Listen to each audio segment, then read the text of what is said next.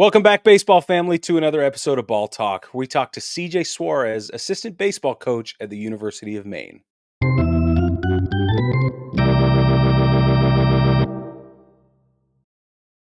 Welcome back, baseball family, to another episode of Ball Talk with the Baseball Together podcast. I'm Brig, Brad's here, and we got Cejay Suarez here with us. How are you today, Cejay? I'm doing great. Excited to get on here and talk with you guys. Yeah, man, we're excited to have you. But before we jump into anything, as we always do, we're going to get you caught in a rundown. We've got a handful of questions that we ask everybody, and if you're ready, I got the first question. Shoot. What's your quest? That's a deep question right there. I would say impacting lives, impacting young men. I think that's really why I got into baseball. When I was younger, I more or less thought like, hey, I think coaching baseball as a job is the coolest job in the world. Obviously I want to win a lot of games, and then, 2 years into this thing, I'm like, we're making a way bigger impact on young men than just winning baseball games. And I think that's a big part of it all. That's Beauty. Awesome. That's another Ted Lasso reference, Brig, just so you know. Yep. Because that's one of the things he says, not about winning. It's about helping these men become the best version of themselves. And I love it, man. We talked a lot about Ted Lasso the other day with our guest. I have the next question for you. It's the hardest one you're ever going to get. What is your favorite color? Right now, my favorite color is blue. So, go Black Bears, go blue. I'll tell you, like growing up, my favorite color definitely had to be green. My high school that I went to is Abington High School in Massachusetts. There's a lot of rich tradition there. It's the green wave. I bleed green. I love, going back and talking to the athletic director at Abington High School and just giving back in any way I can. But, right now, favorite color is blue. Yeah. I can dig it. We were talking before, like hopefully he gets the blue memo, apparently. Yeah, we got the blue memo today. All right. So favorite baseball team. Who's your favorite baseball team? Boston Red Sox. I knew you were going to say that. All right. So if the Red Sox were a beverage, what would it be? Ooh, I'd probably say I'd probably have to go with an ice cold beer because there's nothing better than an ice cold beer at Fenway Park, on a summer night. Obviously for the younger age group, I'd probably say, a nice ice cold Diet Coke. Yeah. Nice. Are we talking cheap beer? Is this expensive beer? What kind of, is it bougie? It's just a, local ballpark beer, nothing crazy. Something you can easily get anywhere. And, but it tastes that much better at Fenway Park in July or June. Beauty. That's what I was going to say. Is there such thing as cheap beer at Fenway? Period. No, nothing. Nothing's cheap there. The bottle of water's not cheap either. Yeah. No, the bottle of water at any ball game for less than like $15 these days. I know. Okay. Yeah. If baseball was an ice cream flavor, what would it be? I'd have to go chocolate chip. The game of baseball is so simple, but the small things add up. And, at some places just can't perfect a good chocolate chip ice cream.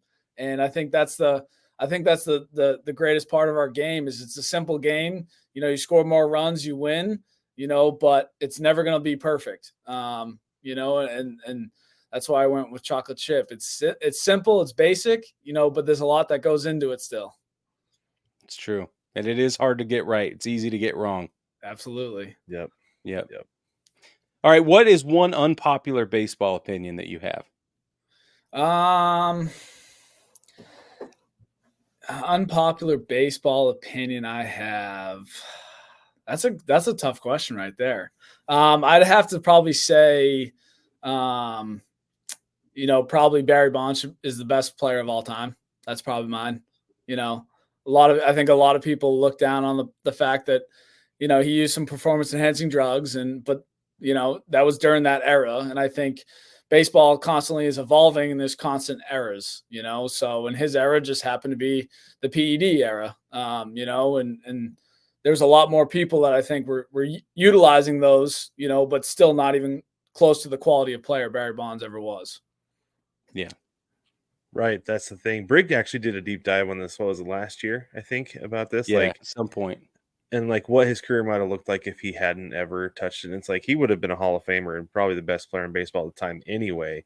But then, like you said, like you level the playing field with him and some of his peers who were astronomical, and it's like he was still that much better than everybody. Yeah. It's crazy. It's bonkers to think about. Yeah, the numbers don't lie. It's pretty interesting. Numbers never lie. That's the best part of our game, right? Like you know, it's and I think, you know, especially with today's game of like how analytical everything is, you know, that there's still human effect, but you know, ERA is still your ERA, and you know, there's no such thing as a, you know, a 10 ERA being good. And I think that's the greatest part of our game is how, you know, numbers matter. Yeah. Mm-hmm. Tells you a lot. Okay, I have the last question for you. And I want to know, is Babe Ruth overly romanticized? I don't think so. I think Babe Ruth was special in his time. You know, a lot of people have to say, you know, would he be good in today's game? You know, it's tough to say, but you know, times change, times evolve. You know, and I think that's kind of people still talk about him today's game, and I think that's special. I think you go to a little league ballpark and kids know who, you know, he is, and you know, our players may not even know who, you know, who played for the Red Sox last night, but you know, I think they know exactly who that is, and you know, I don't think he's over romanticized at all. Yes. I'm coming that, around, Brad. Greg. I'm coming around. You keep saying that, but I haven't seen you around this corner in a while. I still have my heels dug in on certain points, Brig. The old-timey sports writer, I have a hard time getting over. But he's right. Everybody knows who Babe Ruth is. He's a 100%. transcendent personality. And I just wish that there would be somebody in the game right now. Like Ohtani is a good one. Aaron Judge was on Paw Patrol, for crying out loud. Like, yeah, he that was feels on like a Paw pretty Patrol. transcendent person, right? But I just don't know if we'll be talking about That's Judge true. in 100 years, you know? So, yeah, I don't know. It's awesome, though. Special player. That's awesome. Special Yeah. player. I agree. I've been telling Brad for years. I'm like, it's not. There's nothing overly about it. No. So All right, growing up, into who was it. your favorite Go ahead, ball Brig. player? Sorry. What was that? Sorry, I missed Who it. was your favorite ball player growing up? Favorite ball player growing up had to be, you know, being a Red Sox fan, I loved Manny Ramirez. You know, obviously not a very good defender, but just the swing was sweet. It was smooth. You know, he made the game seem easy where it's very complex and hard and challenging. You know, the fact of, you know, at times he would swing at a curveball to set him up for the next pitch of like, you know, hey, I'm going to sit curveball the next pitch because it's coming, and you'd hit it out of the ballpark, you know, over the monster. You know, I love Manny in that aspect. You know, also, you know, I'm a huge believer in, you know, guys that are just straight grinders and you know, love this game and whatnot. You know, I don't know if Manny necessarily grinded his way through some stuff, but you know, he's a special player, you know, and he's still the best thing ever is on Twitter right now. And Manny still hits in cages. And I love that. I love watching a swing. It's still sweet. You know, if there's another Manny Ramirez around, I definitely would like him at Maine. That's for sure. That's your quest, right? That's Find the next Manny. No, you're spot on, though. I loved Manny Ramirez the entire time he played. And the legend of Manny Ramirez being told by like guys like CC Sabathia who faced him, right? He's like, you could get Manny twice in one game, but you're not getting him three. Yeah. There's no chance you're getting him 3 times in one game.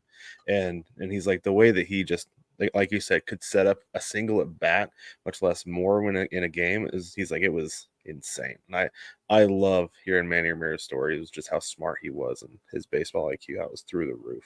It's crazy because it's Such like, a great you know, player. we're just constantly talking to hitters in today's game about, you know, their approach at the plate and how their approach constantly matters almost more than what their mechanics are actually doing.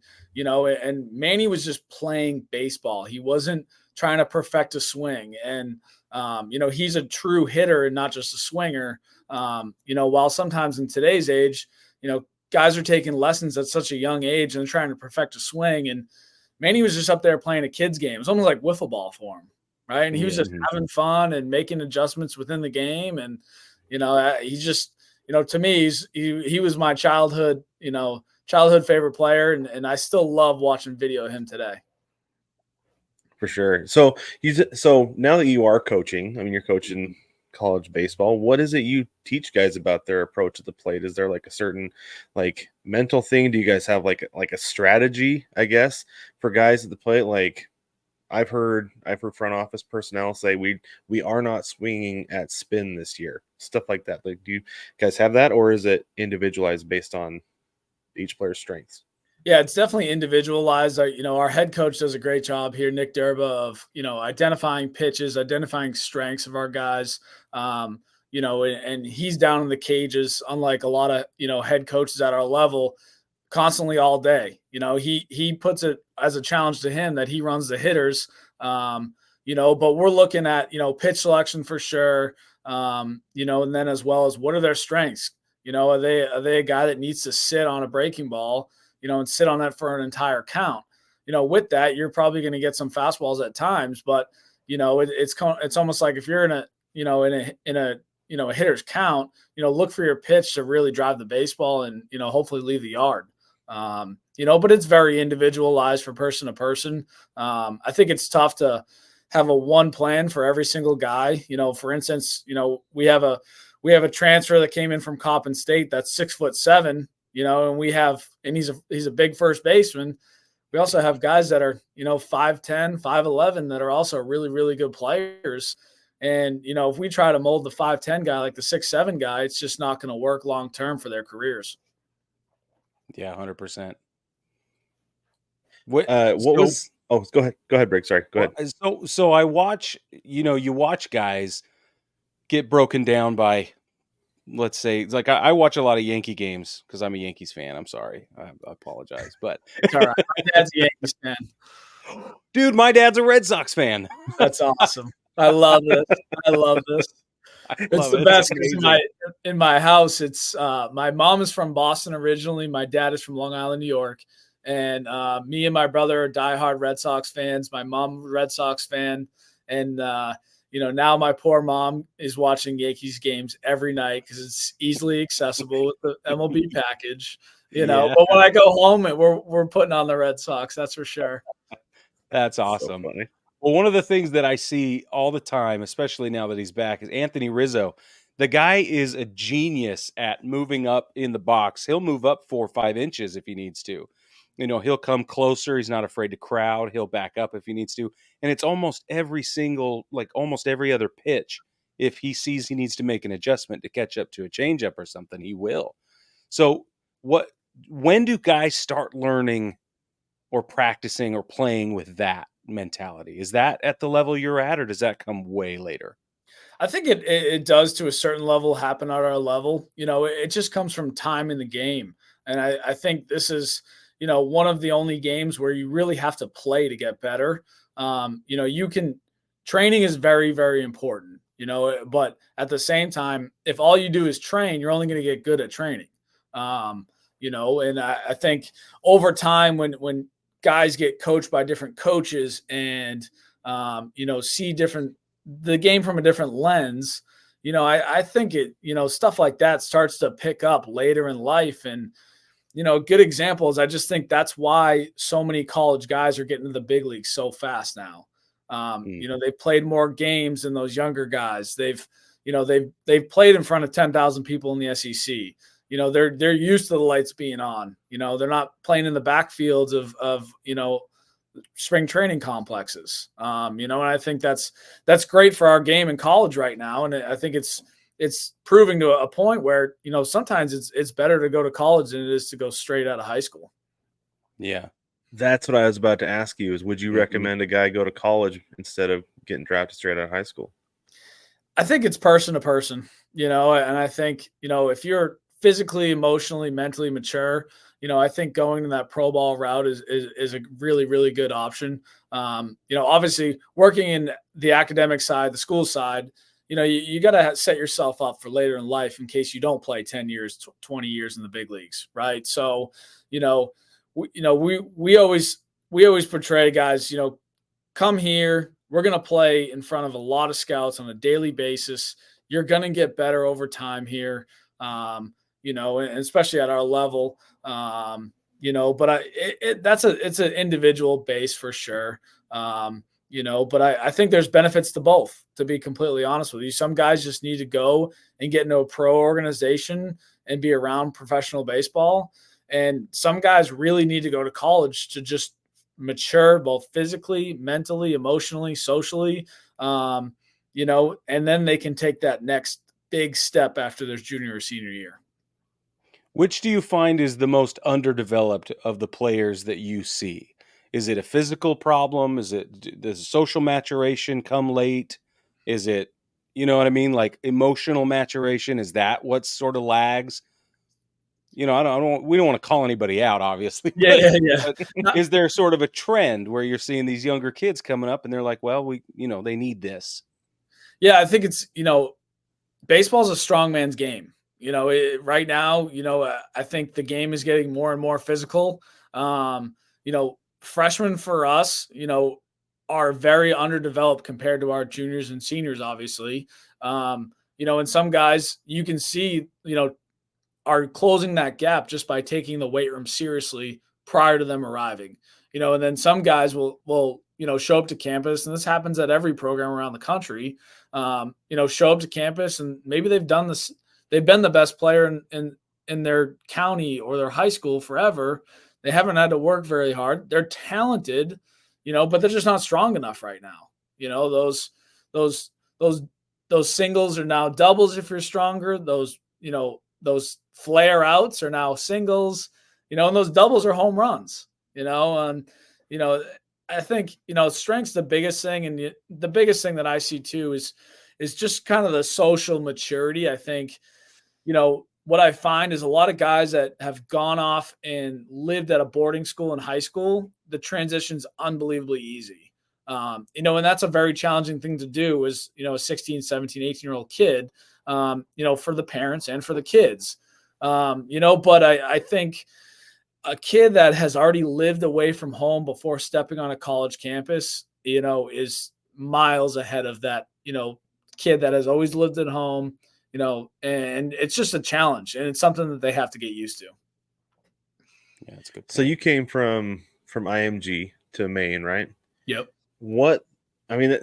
It's a completely different world at IMG for like 90% of us, right? Compared to our high school baseball experience, compared to what they're experiencing.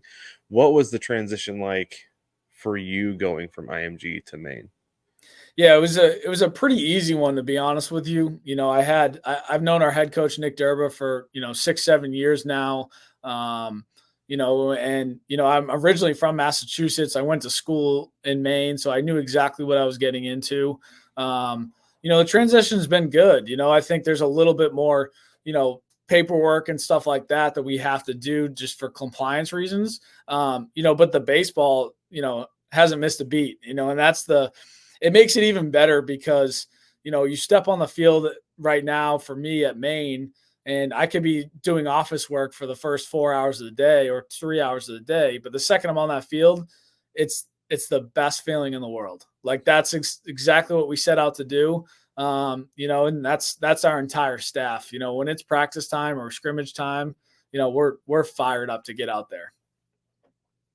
That's awesome. I love it. I'm so jealous. Yeah. And if I'd have thought for even half a second as a kid that that's what I wanted to do, I'd have like taken a completely different path. It's so cool. Yeah. I love it. So but you talked about guys who have spent time at a boarding school. I mean, like IMG, right? Where you came from. Do you notice a difference in the caliber of player? I mean, Maine, for those who don't know listening, Maine's D1, right? It's Division I baseball. Yes, sir. Yeah. So I know what I want to ask, but I'm having a hard time phrasing it. Do you notice like a marked difference between the guys who came from a school like IMG, where it's like it's like a different level of high school sports, and then guys who come from like high school down the street, right? They're all good. They're all good enough to be Division One, but is there something different about those backgrounds that you've noticed specifically? I think it comes down to who coached that player in high school, right? So like, I have really good relationships with the coaches back at IMG. You know, guys like Dave Turgeon, Dan Hadra, Dan Simons, our director. Those are baseball junkies and really, really excellent coaches. Those guys are going to take the little things and enforce those things constantly on a daily basis. Running the bases hard, dirt ball reads, like small things that can win you games. You know, and at times, you know, unfortunately, like the landscape of coaching at you know, the local public high school, the money's just not there, right, for the time commitment, and it's unfortunate because you can impact a lot of lives that way. You know, and there's only so many people that want that job. Don't get me wrong, there is a ton of really good public high school coaches out there as well. You know, and some of those guys, they're doing it not for the paycheck, they're doing it because they absolutely love it and they want to maximize each player's potential and obviously win a state championship. You know, and I think there's something to that, right? You're teaching kids how to compete, you know, how to win a position, how to win a baseball game. And, you know, at our level at the University of Maine, you know, in the spring, you know, we're trying to win every single game we possibly can. You know, it's an industry where, you know, winning definitely matters, and it's a forefront of, you know, what we're trying to do. It's awesome. I imagine. Yeah. I came from a public high school, and you know, our coach is like in the Utah High School Hall of Fame or some crazy thing, because I think they won 5 or 6 championships in 7 or 8 years or something like that, state titles. Just because I'm from Utah, right? So it was incredible. The guy's a legend. But you're right. There are some incredible public high school coaches who care, but that dude was there all the time, right? Like, well, that's because all I was gonna say, did. like I had a little bit. My dad had to remind me one time I was playing old man softball, and there was something, and I like got into it with a guy because of a situational play that I was like, no, dude, like that's no, you know. My dad's like, you got to remember, you played for a guy who played like high level minor league ball. Most guys who played high school ball didn't get that experience. Granted, he was a history teacher, but most of the guys get the history teacher side of it and not the minor leaguer side of it, like the guy who played pro ball side of it. He's like, you got to remember. But yeah, there's definitely a difference, and I remember seeing it playing high school ball, seeing the difference between the coaches. But yeah, absolutely. Anyway, but it's I think that's the best part of it though too, is like there's enough people in the world, in the country, that are willing to sacrifice their time, you know, to better the game and better, you know, a young man's experience. I think that's the key to it all. That's the key to success. Yeah.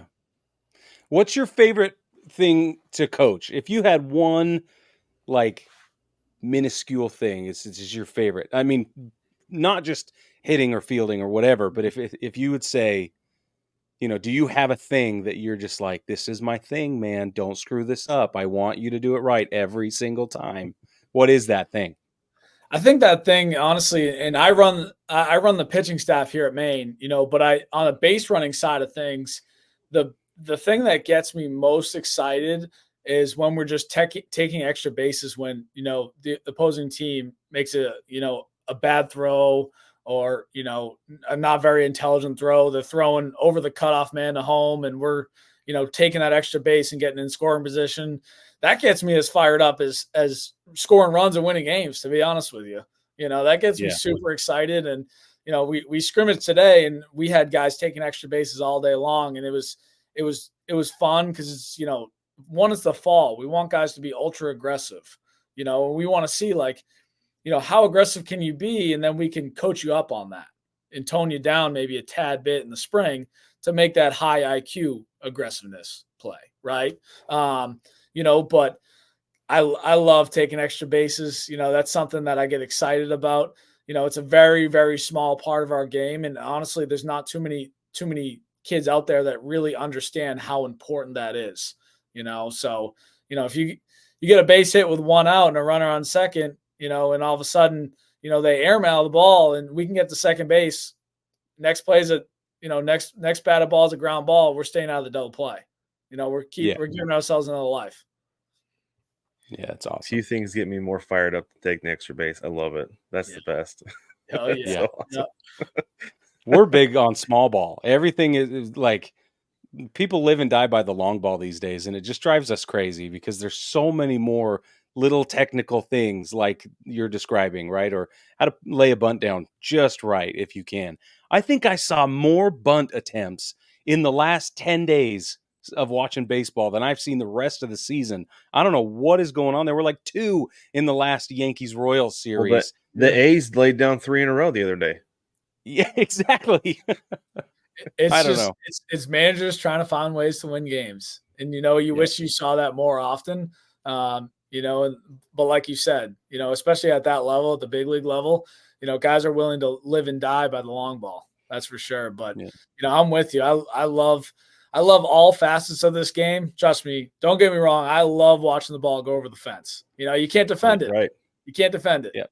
But at the same time, if you can do that, and then one day all of a sudden you can't do it, you got to find a way to win a ball game. You can't just be a one-trick pony.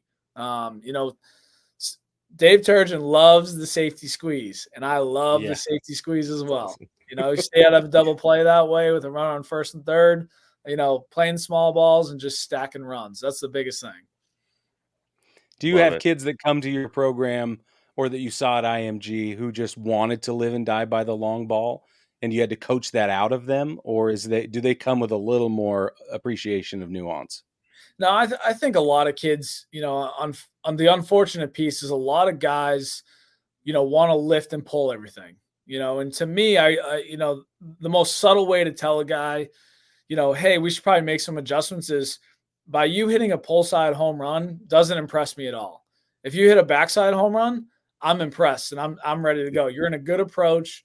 You're probably in the ground really well. You're using your leverage, all your levers in your body the right way. But if you just continue to do pull side home runs and BP, for me, it's not oh man, we need to go get that guy. It's the guy that goes backside home run, but also has the ability to, backspin a baseball to the pull side. I think that's what impresses me more. And I think that's something that maybe not everybody knows. And, kids and parents may not even have a clue. They just say, ball's going over the fence. Well, coach is going to recruit me. And it's like, well, it's BP. Can you do that in a game? Probably not, because there's probably some major holes in your swing. Yeah, Absolutely. I would imagine. So as a guy, you said you're over the pitchers here, and you were pitching coach at IMG as well. I was. Yep. So Brig and I talked about this earlier this week, the whole Whit Merrifield thing, where he's talking about how it's kind of ridiculous that pitchers just don't seem to know where the ball is going when they're getting rid of it. And he kind of, I don't know that he necessarily said it outright, but he kind of alluded to the fact that that some hitters want to see punishment for pitchers for not having control. Do you think that's something that they can do? They can police hit batters more than they already do now, where it's just like, okay, let's keep this from getting out of control. But do you think that they can do anything to police a lack of control in pitching, or is there anything they can do to try to fix that? Yeah, that's going to be something that's extremely challenging, because at times, a ball is going to get away from somebody at any time of the game. And the unfortunate part of that is, there's consequences on the other side, right, for the hitter. But I think that happens, and I think if you leave the judgment call to an umpire, for instance, if the consequences, they get thrown out of the game, how does an umpire or anybody in the front office or any MLB understand, how do they know that was on purpose or by accident? That's the tough thing. But like you said, I do agree. I think, there's a lot more throwers in today's game than, pitchers. I think it's a little bit less at the big league level, but at the same time, you want guys with stuff, but if you can pitch to all 4 quadrants of the plate, you're going to have a ton of success. Even if your stuff doesn't play, is not a super high level, it's going to play up. Yeah, for sure. And I basically just said, that's baseball, right? Anytime you get in the box, you're taking the risk of getting hit by a pitch, because like you said, one could get away from the pitcher. And so I don't know, it's kind of an interesting thing, because you don't want to see guys get hit, because when Merrifield got hit in the head, I'm a Mariners fan, obviously. Julio Rodriguez missed some time last year. J.P. Crawford missed some time this year with a hit by pitch. And I don't know, it's a frustrating part of the game, but it feels like it's just kind of part of it, right? I mean, do you feel like it's just part of it? I feel like that's the unfortunate piece. Feel like it's just part of it. It's going to be hard to mandate anything either side. And I think that's part of our game, and it happens at times. And I think they've done a better job of, like, when there's some intent behind hitting somebody. I think they've done a much better job of taking control of that, and the umpires and the association and Major League Baseball in general. Yeah, it feels like some of those unwritten rules are getting phased out, and it feels like it's a systemic movement away from those, right? From top to bottom, high school all the way up. Everybody's saying, okay, we're not doing this anymore. Yeah, and I think it comes back to protecting players, right? Like, at some point, you got to do the right things on the field to protect your teammates, but when something happens, I think there's that overarching thing of, like, we got to protect our players because, especially at the big league level, fans are coming to see the best players. How can we maximize their time on the field?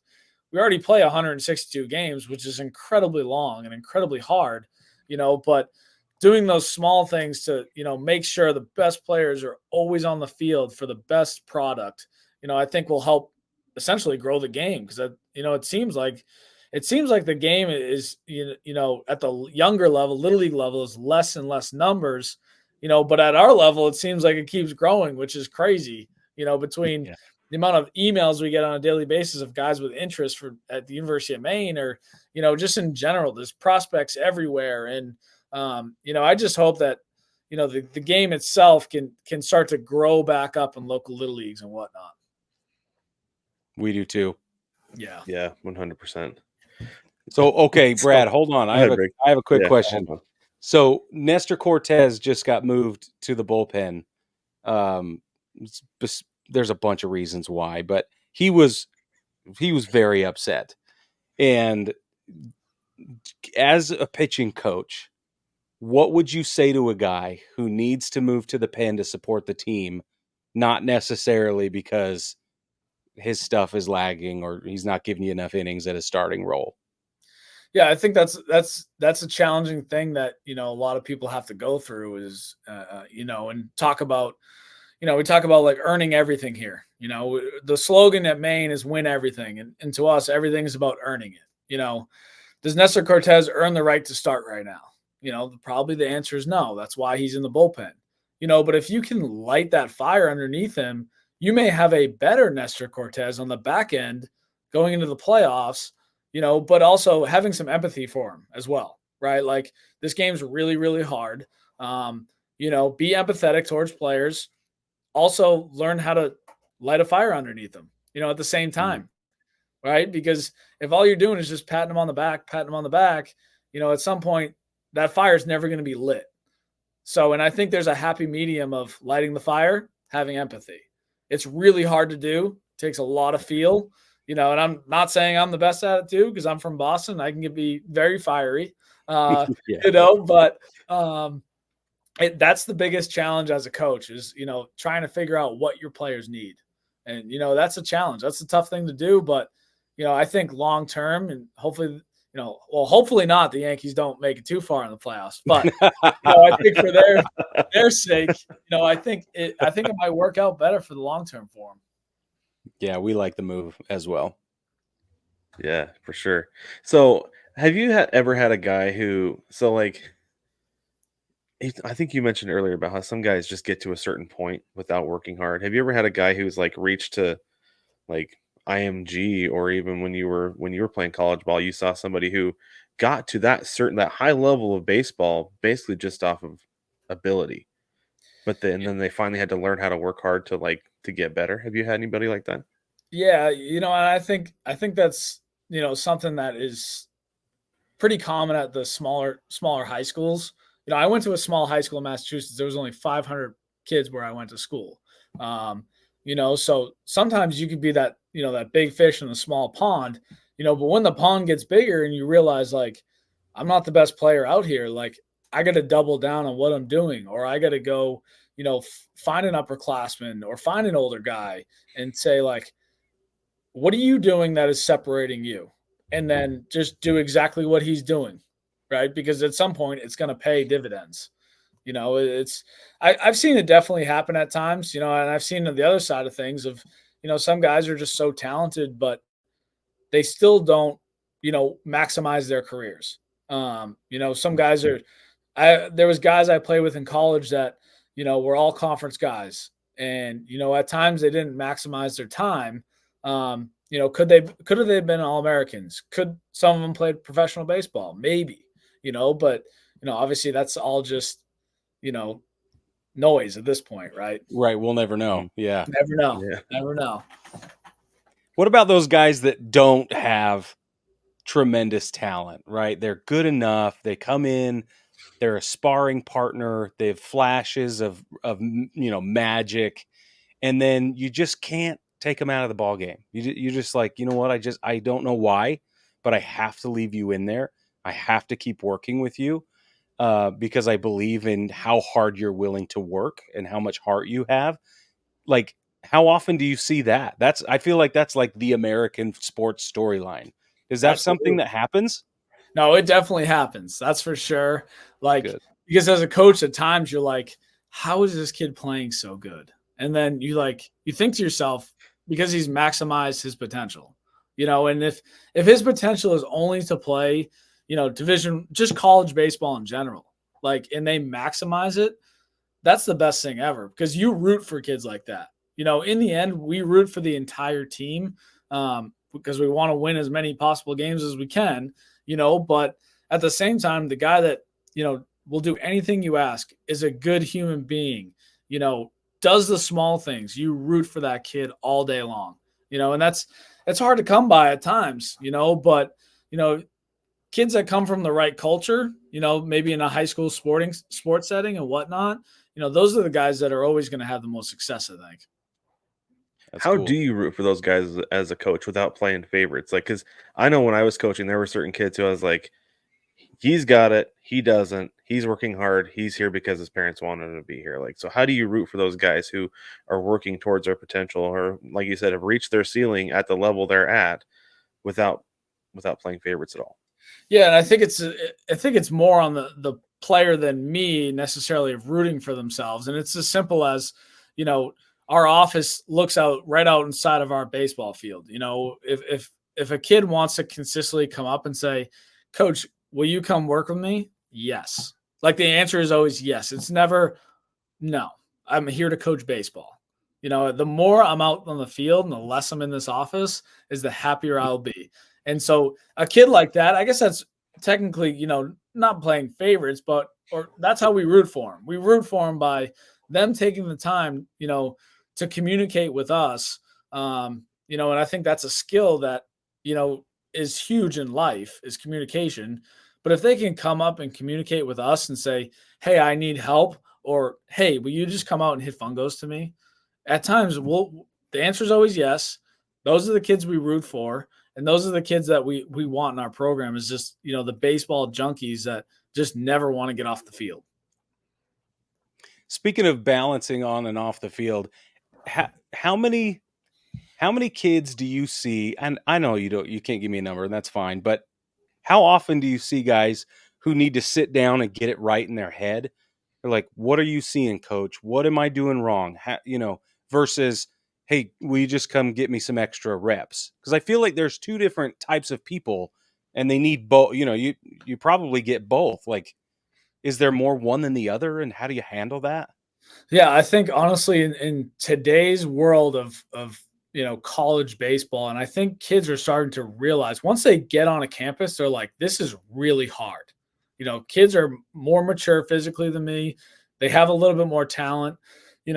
I think it's more mental, to be honest with you. And it's just, how can we build confidence in guys that we really believe in, that we think are really going to help us long term here? And that's the most challenging piece, because we're finishing our first week of practice tomorrow, and some guys are going to be like, "I don't know if I can play here." Well, we recruited you to come here. We think you can play here, but how can we help you, clear that head, build that confidence, feel a little bit more comfortable in a very uncomfortable situation, and maximize your career. Cause that's the end goal. Yeah. That's awesome. That is awesome. Did you ever play against anybody who would just the eye test set them apart from everybody else? You're just like, that guy is just so much better than everybody else here. Yeah. When I was growing up, and I'll always remember this, there was a catcher from a private high school called Cardinal Spellman. His name was Mike Dowd. Mike Dowd played at Franklin Pierce, and then he actually played in the Mariners organization. And Mike Dowd had the best arm from behind the plate I have ever seen, and I've never seen something like it. And he could flat out hit. Franklin Pierce at the time was, and they still are, a very, very good program. They were competing for national championships. To me, Mike was, one of the better players in the area for sure. But I've never seen an arm like that in my life. It speaks volumes to him for, obviously making it into professional baseball. Was it kind of the experience for you where it's like when he's up, everybody just kind of like leans forward to watch? Yeah. He could hit too. He could flat out hit. I don't want to take anything from him. He could flat out hit, and he was just an overall really special player. And now he's retired and whatnot, but it was like, edge on your seat type of like, hopefully a guy runs, because this is going to be fun to watch. Like, yeah, right. Yeah. That's well, because baseball. I don't know what made that pop in my head, but I had that exact same experience my summer when I was 16. We're playing summer ball, playing in a tournament, and we're all just sitting there just dinking around the dugout, whatever. And this guy runs out from the opposing dugout, and we all looked at him like, there's something different about that dude. I don't know what it is, And then I was DHing that day, so I was in the dugout, and I was sitting there next to my coach, and he's like, he got up to bat, and he's like, watch the way this kid swings the bat. And we're just like, it was so crazy. Like, we're sitting there just like cheering for this guy to cream us, and he smoked like 3 balls off the fence that were just like frozen ropes, to straightaway center. We're just like, holy smokes. Yeah. It's crazy when that happens. That's for sure. Yeah, it's nuts. Okay, last question before we wrap up here. I just want to know, who is your World Series pick? That's a tough one. Boston people are tough, all right? Like, we want the Red Sox to win. World Series pick this year, I think the Orioles, to be honest with you. I think they're in a little bit of a rut right now. I think they got a ton of talent. If it's not this year, it's coming in the next 3 to 5 years. I think no doubt about it. They're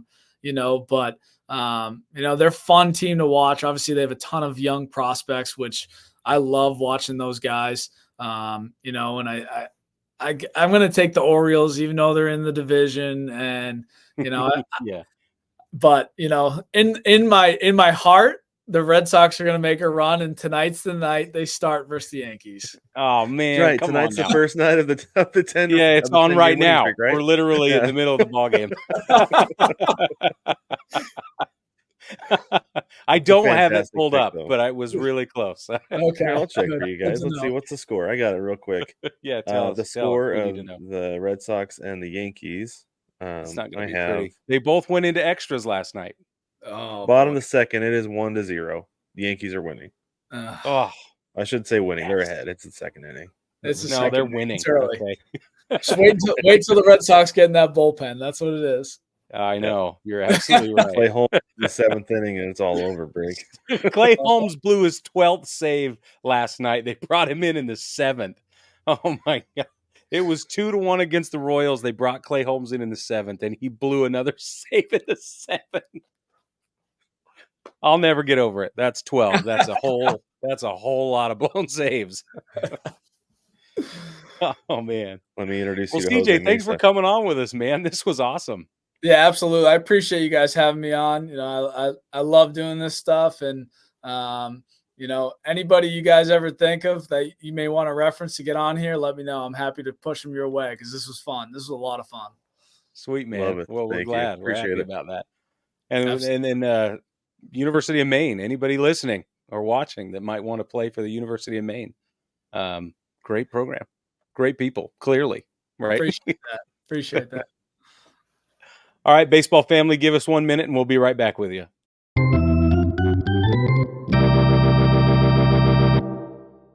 Baseball family, thank you so much for joining us for this fantastic conversation we had with Cejay Suarez. We had a lot of fun talking to him before, during, and after what you just saw. So if you want to see more, head over to patreon.com and search Baseball Together, or click the link down in the description. You can always head over to Patreon that way and sign up for one of our 5 tiers of monthly support. We have $1, $5, $10, $15, and a comically large $500 worth of support each and every month. Brig, I made some promises for Brig on his behalf that he intends to follow through on if you happen to contribute $500 a month. 100%. We'll get there when we get there. But anyways, go check him out, see what you want to do, what you don't. Anyway, everybody gets the bullpen cut, and that's the unedited version, start to finish, of every single episode we do. Every one of them, in fact, Brig. They're all Every there. single one. It's all there. Yeah, they are. Crazy. But if you prefer to support the show by getting some sunflower seeds, you can do that as well. Head over to ChinookSeedery.com and use code BTPOD at checkout to save 10% on your order. And while you're on the interwebs shopping for sunflower seed stuff, get yourself a seed sack. Go to seed-sack.com and use code BASEBALLTOGETHER, the number 2, baseball together, and save 5% off your seed sack. You can support the show both ways and get yourself ready for the playoffs coming right up. Fulfill all of your snacking needs right from the couch. Baseball family, thank you so much for joining us. We will catch you next week.